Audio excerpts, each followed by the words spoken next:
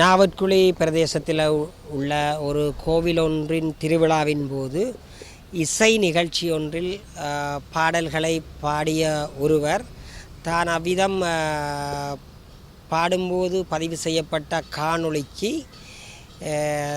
தமிழில் புரட்சிகரமான வசனங்களை கொன்ற பாடல் ஒன்றை டப்பிங் முறையில் பதிவு செய்து அதனை சமூக வலைத்தளத்தில் பதிவிட்டதன் மூலம் விடுதலை புலிகள் அமைப்பை மீளுருவாக்கம் செய்ய முயற்சிக்கிறார் என்று குற்றம் சாட்டப்பட்டு இன்றைய தினம் யாழ்ப்பாணம் மாவட்ட குற்றத்தடுப்பு பிரிவினரால் சங்கீத்சன் என்ற இளைஞர் ஒருவர் முற்படுத்தப்பட்டிருந்தார். குறித்த வழக்கு தொடர்பில் இன்றைய தினம் நீதிமன்றத்தில் அவரை விடுவிக்க வேண்டும் என்று சமர்ப்பணங்களை செய்துள்ளோம். அந்த சமர்ப்பணத்தில் குறிப்பாக குறித்த வீடியோவில் பதிவாகியுள்ள அந்த தமிழ் புரட்சிகர கவிதையானது விடுதலை புலிகளை போற்றுவதாகவோ அல்லது விடுதலை புலிகள் என்ற அந்த வசனங்கூட இல்லாத அல்லது விடுதலை புலிகளுடைய சின்னங்கள் அல்லது இலட்சினைகள் விடுதலை புலிகளுடைய தலைவர் பிரபாகரனுடைய பெயர் அல்லது தடை செய்யப்பட்ட எந்த இயக்கத்தினுடைய பெயரையோ கொண்டிராத வசனங்களை உரிய ஒரு புரட்சிகர கவிதையாக இருந்ததென்றும் இப்படியாக வீரம் செறிந்த புரட்சிகரமான கவிதைகளை இயற்றுவது அல்லது அப்படியான கவிதை பாரம்பரியம் உள்ள ஒரு இனமாக நாங்கள் இருக்கின்றோம்.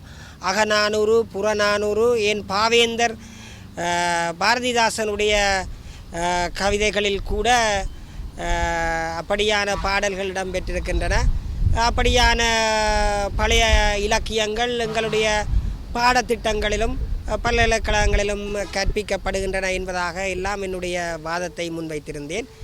குறிப்பாக போலீசார் அந்த புரட்சிகரமான பாடலில் தமிழீழம் என்ற ஒரு சொல்லு இடம்பெற்றிருப்பதாக குறிப்பிட்டிருந்தார்கள்.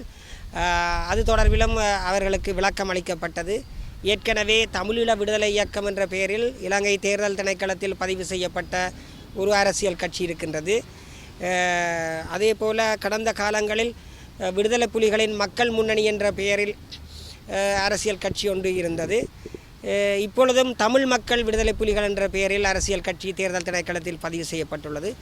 ஆனால் இந்த இளைஞன் இயற்றிய பாடலில் விடுதலை புலிகளுடைய பெயர் கூட இருக்கவில்லை. அப்படி இருக்கும் பொழுது எப்படியாக விடுதலை புலிகளை மீளுருவாக்கம் செய்வது என்று குற்றம் சாட்ட முடியும் என்று என்னுடைய சமர்ப்பணத்தில் கேள்வி எழுப்பியிருந்தேன். அந்த இளைஞர் பதிவேற்றம் செய்ததாக கூறப்படுகின்ற அந்த கவிதையில் 2 வீரமிக்க விலங்குகளை கூட அவர் குறிப்பிட்டு பாடியிருந்தார். ஒரு கட்டத்தில் அவர் தங்களை சிங்கம் என்று குறிப்பிட்டிருக்கிறார். இன்னும் ஒரு கட்டத்தில் வேங்கைகள் என்று குறிப்பிட்டிருக்கின்றார்.